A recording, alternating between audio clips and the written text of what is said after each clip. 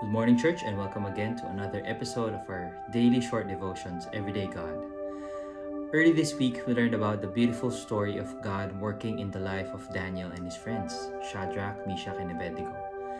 And our passage for today will be coming from Daniel 3, and I want to read from 16 to 18.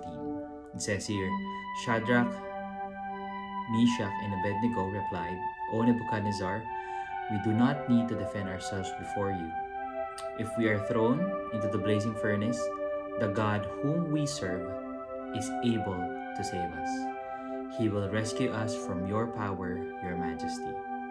But even if he doesn't, we want to make it clear to you, your majesty, that we will never serve your gods or worship the gold statue that you have set up.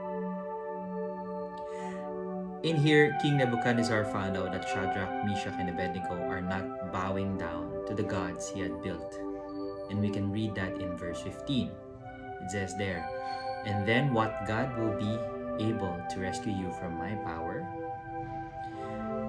King Nebuchadnezzar thinks there is no God as powerful as me, the king. But these three guys respectfully respond. They even call Nebuchadnezzar your majesty. But they remember who is their true king, who is the God whom they serve. The first point we can get from here is that we don't need to defend ourselves. As God's people, we know that He holds all power, that God is our defender. We don't always have to have a ready defense or a ready response, but rather we can just simply say and declare that I know my God will rescue me. The second point is in verse 17, in which these guys will be thrown into a real and very big blazing furnace that can fit humans. But what did they say? The God whom we serve is able to save us. He will rescue us from your power.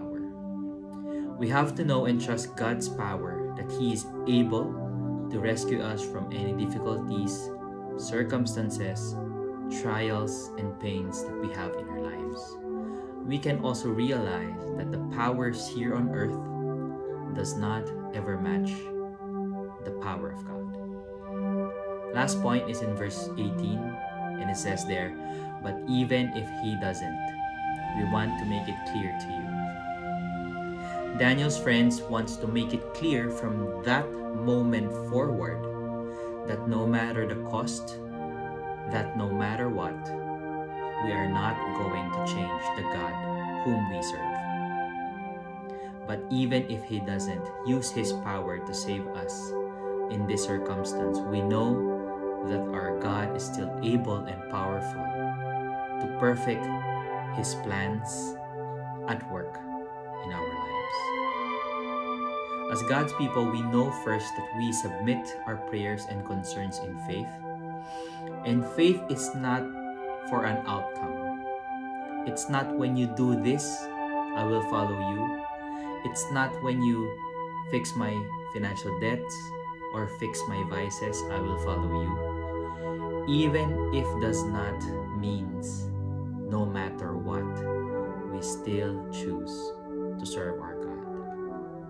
We surrender our prayers in trust as we know that our God has all power, but we also believe His plan and purpose will always prevail.